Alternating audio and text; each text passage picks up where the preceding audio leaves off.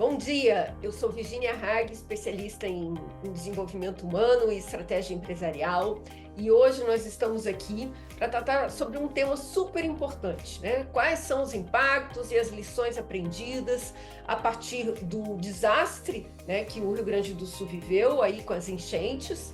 E o professor Elenquim, da Universidade Federal do Rio Grande do Sul, que estava, né, que, aliás, está envolvido num projeto de planejamento estratégico para a região sul, está aqui hoje com a gente justamente para falar sobre esses impactos econômicos e sociais e as lições aprendidas que a gente tira aí desse grande desastre que aconteceu aí com o nosso Rio Grande do Sul aí amado. Então, professor Elenquim, eu gostaria de saber, na sua visão, quais são os impactos, principais impactos econômicos e sociais que essas enchentes vão trazer para a economia do Rio Grande do Sul e se isso também vai ter algum impacto na economia brasileira. Bom, obrigado, Virginia. Indo diretamente ao ponto, né? O evento climático de maio extremo, né, de maio de 2024, ele teve, na verdade, primeiro ele se somou, tá, a eventos que já tinham ocorrido no ano de 2023, eventos, né, de chuva intensa e enchentes. Mas dessa vez ficou mais claro quais são os tipos de impactos que esses eventos climáticos podem ter. E quais são esses impactos? São impactos, primeiro, diretamente sociais, sobre a vida das pessoas, né, que estão em regiões mais vulneráveis. O que são regiões mais vulneráveis? São regiões, assim como em outros países, né, e outros estados, são regiões em que a população urbana ocupa uma área que pode ser mais, vamos dizer assim, atingida por determinados eventos. No caso aqui, nós estamos falando de eventos associados à precipitação pluviométrica muito intensa.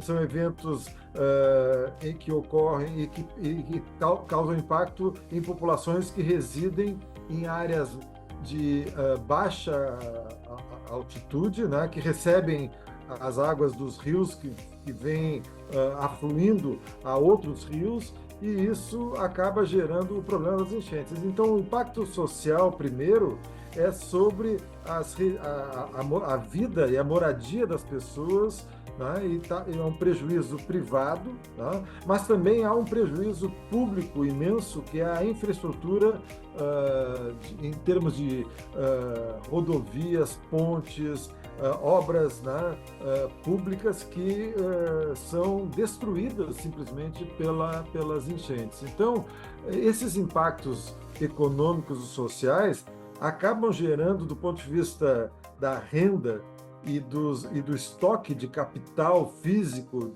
da região, acabam tendo um impacto muito importante. Então, por isso está se prevendo que provavelmente teremos alguma coisa entre uma redução da trajetória do PIB, de crescimento do PIB esse ano no Rio Grande do Sul, que vai ficar entre 2% a 4% de drenagem nesse PIB, tá? Então, vamos supor, se o PIB do Rio Grande do Sul cresceria 4%, que vinha crescendo bem no início do ano, ele vai chegar próximo de zero no ano, no balanço com 2023. E também estima-se, como em outros, aí as estimativas são mais complicadas, porque os dados não são fáceis de apurar, a contabilidade dos ativos, né, não permite ter um registro muito preciso, mas as estimativas são de que a perda patrimonial em ativos vai se situar entre de 20 a 30 bilhões nas estimativas mais modestas aí, né? E que vão exigir investimentos ao longo do tempo por parte do governo federal, do governo estadual, além dos investimentos das pessoas na restituição das suas residências e das suas empresas, né? Sim, ótimo. E, Hélio, isso também terá impacto sobre a economia brasileira? Você acha qual será o impacto, né, desse Sim. desafio? Bom, certamente o Rio Grande do Sul é uma economia que tem uma participação que pode se situar entre 6% e 8% na média da, da, da, da, da do PIB brasileiro, e dependendo, e setorialmente em alguns setores, como a agricultura e alguns produtos especialmente, isso é mais importante, o percentual maior. Então, haverá uma repercussão por essa via, né? O impacto ao ter um Estado membro da federação com uma redução em relação à trajetória que teria, o PIB brasileiro terá uma redução em relação à trajetória que teria. Então, de novo, aqui também pode-se estimar um impacto de uma drenagem, de uma redução do PIB brasileiro entre 0,2% e 0,3%, dependendo do que se mostrar, vamos dizer assim, de fato, e dependendo a redução efetiva do PIB do Rio Grande do Sul. E claro que isso tudo vai depender da velocidade de respostas. Os eventos que nós temos estudado, outros eventos climáticos, as chamadas, existe todo um ramo da economia hoje que tenta mensurar impactos tanto macroeconômicos quanto setoriais de eventos climáticos extremos. Um deles, que nós estamos buscando comparar e reunir elementos, é o evento pós-Katrina, né? O furacão que afetou o estado da Louisiana, New Orleans, e esse evento ele teve, na sequência ao furacão, fortes inundações e que mobilizaram de uma forma que não foi tão fluida assim, e com todas essas dificuldades que agora aqui também estamos enfrentando, e que foram enfrentadas lá no evento do Katrina, na primeira década, né, desse nosso século, aqui lá nos Estados Unidos. Então, essas estimativas todas, elas mostram que e a experiência mostra que uma das coisas importantes são dois pontos que nós gostamos de destacar. Um é a velocidade com que se responde em termos de políticas de públicas e de operações de crédito, de transferências de fundos, de mobilização de trabalho voluntário e a ação do setor público nas esferas municipal, estadual, federal, a velocidade de resposta. Isso minimiza as perdas, né? Porque as empresas podem voltar a operar mais fortemente, mais rapidamente, né? Mas também é fundamental aquilo que a gente também trabalha no setor privado, né? Que é a ideia de um planejamento e de uma coordenação. Sem isso, as soluções são sempre precárias, né? Há uma inconsistência entre as ações. Por exemplo, assim como numa empresa, não adianta nós resolvermos o problema do desenvolvimento de produtos se a parte de logística e distribuição não está coerente, tá? E trabalhando com a lógica que está sendo produzida na parte planejada para a área da produção, desenvolvimento de produto. Da mesma forma, não adianta nós resolvermos o problema, tentarmos resolver o problema de Porto Alegre, por exemplo, que tem um estuário, um rio que recebe, né, o Lago Guaíba, que recebe a água de 5, 6 rios, né, se não há uma operação adequada para tratar desses fluxos, tá? Tentativa de conter, tá? Não adianta resolver também o problema de Porto Alegre e com um sistema de diques e comportas, se as cidades vizinhas da região metropolitana vão acabar recebendo a água, ou se a zona norte da cidade de Porto Alegre não tem o mesmo tratamento da zona central, coisas desse tipo. Então, e também as operações de financiamento às empresas, os tipos de fundos, tá?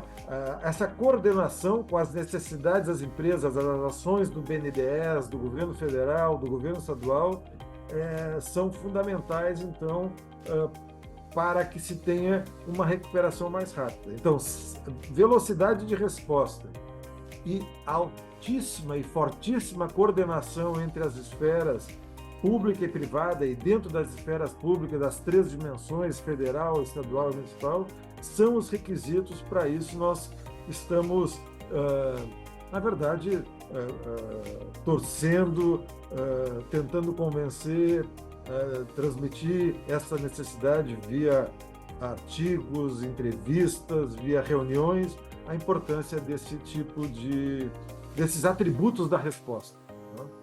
Sim. E, Hélio, com certeza, então, esses os desafios que ficam para melhor a gestão da crise, aí a questão da velocidade, né, e da coordenação, mas qual é a sua percepção hoje, né, sobre assim, como é que as autoridades aí governamentais, se elas estão indo nessa direção, né, de dar mais velocidade e de se coordenar melhor com o próprio setor privado, né? Que desafios você acha que ainda ficam, né? Já que hoje eu acho que com certeza aí já está claro para as pessoas que tanto a questão da velocidade como a questão da coordenação é super importante. Aí imagino que, né? Obviamente a gente está com vários comitês aí de gestão de crise. Então, qual é a tua visão em relação a isso? Bom, em primeiro lugar, eu acho que há uma espécie de despertar, né?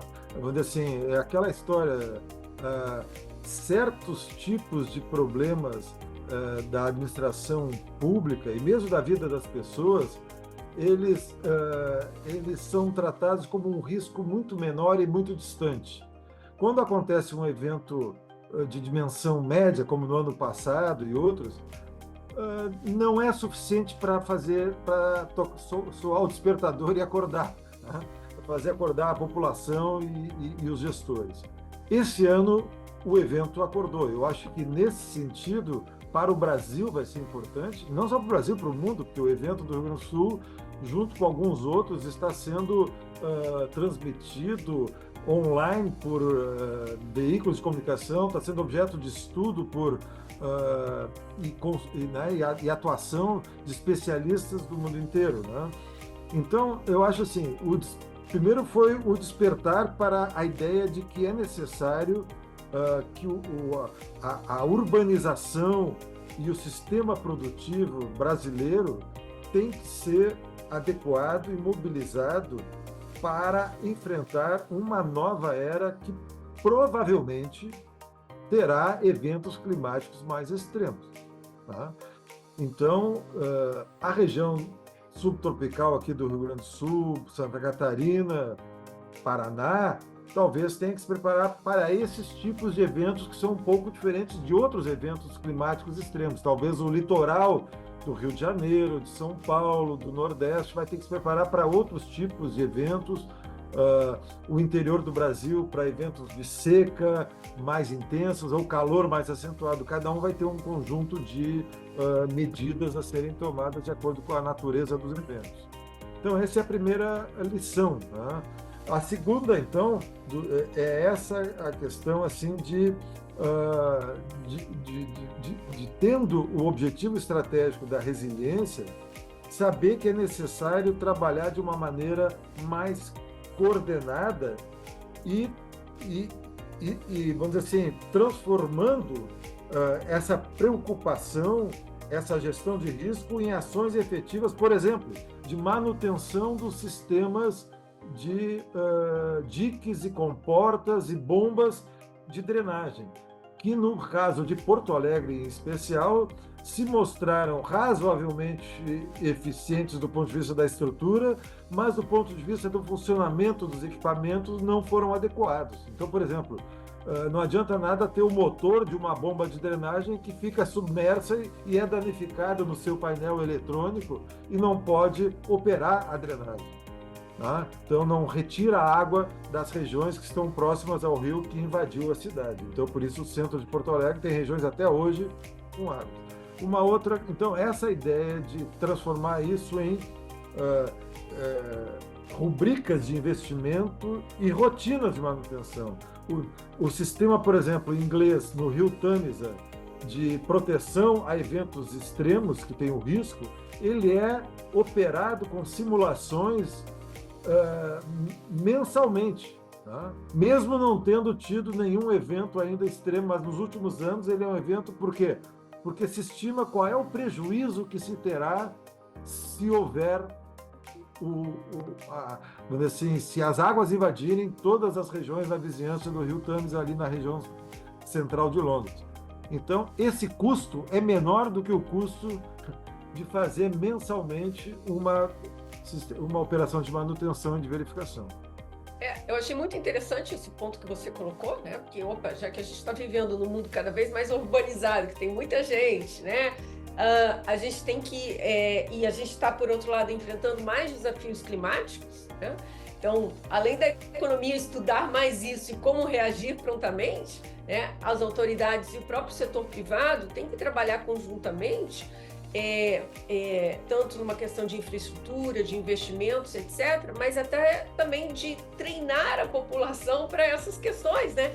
Dentro daquela linha também de uma comunidade mais preparada para estes casos extremos, né? Já que eles vão começar a ser menos extremos em termos de frequência, né? E uma outra questão, Virginia, que é a seguinte: eu acho que isso na Holanda, o pessoal, eu tenho analisado e verificado a visão que eles têm de um país que foi construído e avançou sobre a natureza, né? Ocupando áreas que eram do mar, né? e com construções e população vivendo abaixo do nível do mar, mas com sistemas sofisticadíssimos, né? Só de proteção, com diques, com comportas, com bloqueios, de obras de engenharia muito inovadoras, né? E até obras de risco, mas que foram concretizadas. Só que hoje o que se verifica é que mesmo os holandeses têm feito a seguinte constatação: tudo que nós construímos não garante 100% de proteção. Segundo lugar, será que vale a pena seguir uma filosofia de domar a natureza, de ocupar todos os espaços da natureza num processo de crescimento e avanço territorial e urbano e populacional? E a conclusão que eles estão chegando é que não é isso, que eles deveriam ir por um caminho de tentar conviver de uma maneira mais racional com a natureza. Então, o que isso implica? Certas áreas não terão que sofrer um tratamento de deslocamento de população, tá? E a mesma coisa aqui no Rio Grande do Sul está se verificando, que talvez tenha áreas que não é para, por exemplo, cidades e bairros da região metropolitana e fábricas localizadas nessas regiões também, que talvez tenham que se localizar em áreas um pouco mais elevadas, tanto na região metropolitana quanto no próprio Rio Grande do Sul. O Rio Grande do Sul tem uma área de planalto de muito desenvolvimento, a área de Erechim, do norte do estado, do meio norte, Passo Fundo, áreas de muito dinamismo de máquinas agrícolas que talvez recebam outros investimentos exatamente assim, buscando uma localização mais adequada, ou a própria Serra, região industrial de Caxias do Sul, né? Nessas regiões mais altas de serra, o risco é outro, é deslizamentos. Então, um novo plano de ocupação urbana também tem que ser, e já está sendo objeto de revisão, né? E essas mudanças eu acho que vai ser também por outro lado. Eu acho que a gente pode também falar sobre, muito se tem falado sobre a necessidade de reconstruir o Rio Grande do Sul, principalmente por esse dano à infraestrutura pública e privada, né? Casas, moradias, né? Essa ideia da reconstrução tem que ser feita sob uma nova lógica, não é simplesmente reconstruir tudo onde antes estava e com a mesma lógica que orientou antes. Então, eu acho que isso é uma lição para o próprio Brasil, que eu acho que vai ser um aprendizado muito importante para todo o Brasil, para o setor público e para o setor privado, como reconstruir e como construir, respeitando mais os riscos, né? Ninguém tem certeza absoluta que vai acontecer um evento daqui a 2 meses ou daqui a 20 anos de novo. A enchente maior que houve no Rio Grande do Sul foi em 41, né? As Sim. grandes enchentes na Holanda foram em 1932 e 1953, mas de lá para cá outros eventos ocorreram, né? Então, conviver melhor com isso e minimizar os danos, eu acho que é a lógica que deveria orientar e ter uma coexistência com a natureza mais adequada, é a lógica que tem que orientar a reconstrução e a construção de novas áreas no Brasil. Só que tem que ser feito isso também não só com uma nova lógica, mas também com tecnologias, né, apropriadas. Como ocupar a área urbana, que tipo de materiais, o que são materiais mais que são mais permeáveis, que permitem absorver melhor as águas. No caso do aumento da temperatura, que materiais são melhores, têm mais eficiência energética. Como proteger mais a população idosa nas formas de habitação, que são as mais vulneráveis ao calor, e também as crianças. Então, são vários aspectos que estão sendo objeto de um forte aprendizado. Agora, se não houver, eu vou repetir, se não houver assim uma velocidade rápida, uma lógica de novas tecnologias e de uma nova abordagem de convívio com a natureza, e se não houver também coordenação muito forte das esferas de governo, para ver quem faz o quê, como faz o quê, e entre as regiões também, né? É a mesma coisa do saneamento. Não adianta eu resolver o problema de uma cidade litorânea turística em Santa Catarina se a cidade que está acima Claro. na trajetória dos efluentes líquidos não resolver também o seu problema. É a mesma coisa aqui. Não adianta nada nós resolvermos o problema de uma cidade que está à beira de um rio, se não houver possibilidades de moderar, tá, as cidades vizinhas, né? Não adianta nada eu conter a água em Porto Alegre e ela se direcionar para uma cidade vizinha que é lindeira, como se diz aqui, né, a uma cidade, a Porto Alegre. Pois é, né, Hélio? Isso me vem uma ideia aqui que a gente tem que realmente começar a aproveitar esses estudos, né? E esse segmento da economia que estuda essas questões de catástrofes, até para fazer um curso também para líderes, para eles se prepararem, sejam eles gestores públicos ou gestores de empresas, para essas questões de crise, né? Quais são tanto as questões comportamentais, como também as questões que a gente tem que estar realmente atento para fazer. Quem sabe a gente não pode fazer isso aí no segundo semestre? Eu acho que seria um curso bem interessante que a gente poderia estar colocando aí no ar e ajudando nesse processo. Certamente. A minha última pergunta para você é o seguinte: o que eu acho que está todo mundo curioso, já tem alguma medida assim, que tem ajudado as empresas a se reconstruírem, né? O BNDES colocou alguma linha, etc. Como é que está isso aí, principalmente para as empresas, né, recuperarem aí seu dinamismo? Bom, o que a gente percebe é o seguinte: já tem um dado que hoje, inclusive, foi publicado, de que já tem um volume alto de empréstimos concedidos, né, para as empresas, né? A gente sabe o seguinte: para determinados tipos de empresas, as microempresas e pequenas empresas, somente um financiamento com elevada carência e sem juros ou juros muito baixos podem ser uma solução. Em alguns casos, até a solução tem sido apoios com fundos privados a fundo perdido mesmo, quer dizer, a participação, senão a empresa não se recupera. Isso a gente sabe por causa da situação financeira, da baixa capacidade de capitalização das empresas.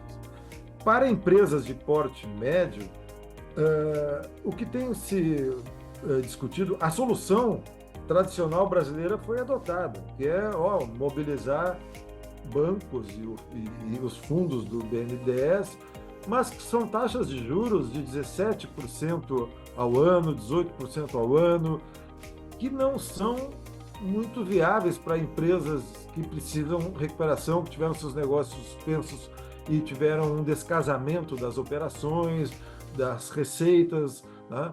Então, nesse caso, acho que o Brasil também tem que pensar em mobilizar fundos de capitalização, né, de participação para as empresas que se dispuserem a renovar a disposição de produzir, porque tem algumas empresas que talvez não vão desistir, acessar né? esses créditos, vão desistir. Para não haver a desistência, o Brasil tem que ter um pouco mais da estrutura, de pensar mais na estrutura de capitalização, na estrutura de capital das empresas. E simplesmente repassar financiamento não será suficiente. Agora, para outras empresas que têm mercados consolidados, são empresas de maior porte, têm uma parte são razoavelmente capitalizadas e vão usar o crédito para poder fazer determinadas operações, né? Seja de capital de giro, seja para determinados investimentos em reconstrução rápida de espaços produtivos ou de centros de distribuição. Nesse caso, o financiamento vai ser bem-vindo. Mas, de qualquer modo, eu acho que uma reflexão que fica é se o Brasil, a cultura de financiamento do Brasil não deveria também começar a pensar mais fortemente para essas situações em fundos de capital de risco mesmo, né? De capital de apoio à capitalização via participação na empresa, participação em cotas ou em ações, se for o caso, né? Dependendo da estrutura de capital das empresas, né? Então, acho que essa é uma lição importante, um momento importante também de reflexão sobre isso. É claro que o governo está usando do arsenal tradicional, né? Financiamento, usando os créditos de longo prazo e os fundos que permitem o financiamento a longo prazo, né? Que a operação passiva é de longo prazo, né? Os fundos de participação que abastecem o BNDES e assim por diante. Mas existem também movimentos privados que para o setor produtivo podem ajudar, né? Existem grandes empresas e empresários que estão mobilizando fundos de apoio a fundo perdido, né? Para ajudar na recuperação da economia do Rio Grande do Sul. Mas não, eles se somam a outras fontes que têm que ser mobilizadas, são as fontes de financiamento, além das fontes do orçamento público, que é inevitável que ocorra, porque estradas vicinais, pontes que ligam cidades pequenas que foram destruídas, soluções mais definitivas exigem o recurso do orçamento, o investimento público. Isso é inevitável e isso é fundamental. Nesse aspecto, o Rio Grande do Sul tem um problema porque ele tem um gasto pela deterioração das suas contas públicas, ele tem um baixo gasto em investimentos, mais em despesas correntes, né? Despesas de custeio, melhor dizendo, né? Então, isso vai ter que ser revisto se o Rio Grande do Sul quiser ter uma recuperação mais rápida. Senão, a recuperação vai ser mais lenta, no ritmo que os investimentos, que os fluxos de verbas para investimento forem sendo alocados. Ok. Hélio, eu gostaria de lhe agradecer muito aqui a sua participação, mas já fica o convite para um próximo vídeo. Eu acho que é importante a gente acompanhar e eu acho que você tocou em alguns pontos importantes, né? Primeiro que a gente está precisando também de soluções criativas, né? Um caso desse, só soluções tradicionais não vão ajudar. Segundo, a gente precisa de realmente muita velocidade de coordenação, então da gente poder acompanhar essa questão da velocidade e da coordenação, né, para trazer isso, inclusive, que isso seja um exemplo também para o setor privado, né, de como se coordenar melhor, inclusive internamente dentro das suas empresas, né? E um outro ponto importante também é que a gente vai ter que aprender, enquanto, né, sociedade, né, aí global como um todo, a conviver melhor com essas catástrofes, a ter estudos cada vez melhores para a gente ter também uma capacidade de engajamento tanto das comunidades como também das empresas e das autoridades governamentais, que elas saibam como agir, né? Porque eu acho que as pessoas também têm que ser treinadas, né, para isso aí, né?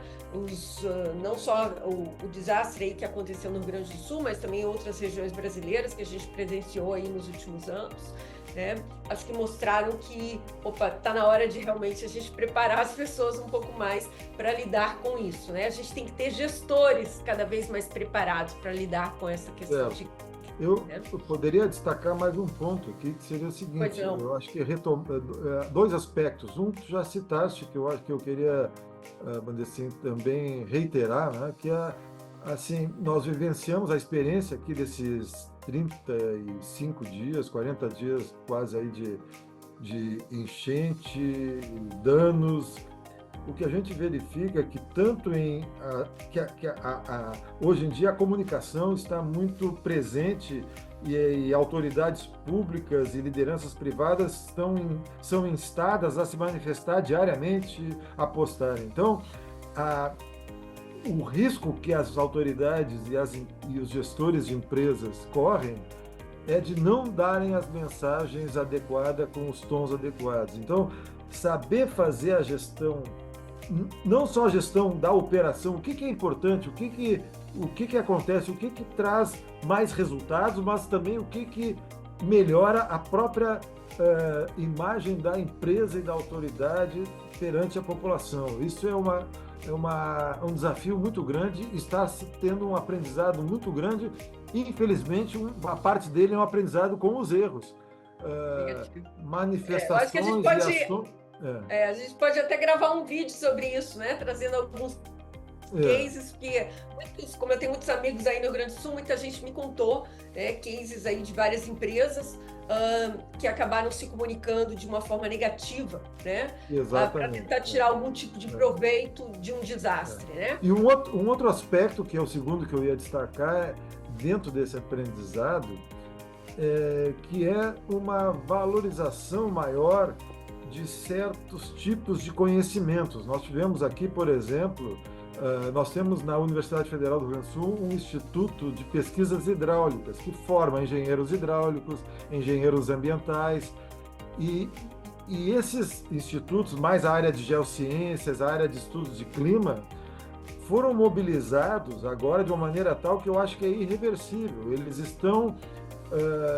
não vão substituir os técnicos nos departamentos de águas, esgotos e proteção, mas eles estão sendo mais acionados. E é uma coisa que a interação entre o conhecimento, a ciência e as operações e a atuação do setor público e do setor privado, ela vai ganhar muito em intensidade e em valorização, em várias áreas, as áreas da saúde, a área das pesquisas hidráulicas, das pesquisas de clima.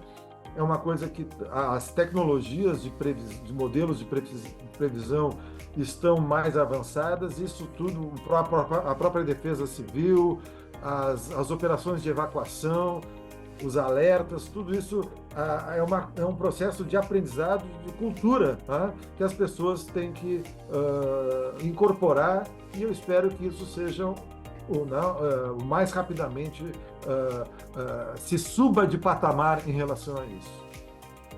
Joel, ele agradecer muito aí mais uma vez aí a sua participação e para aí o pessoal que está sempre acompanhando o canal. Toda semana a gente lança um novo vídeo, sempre sobre desenvolvimento de soft skills ou sobre questões que falem a respeito de estratégia empresarial.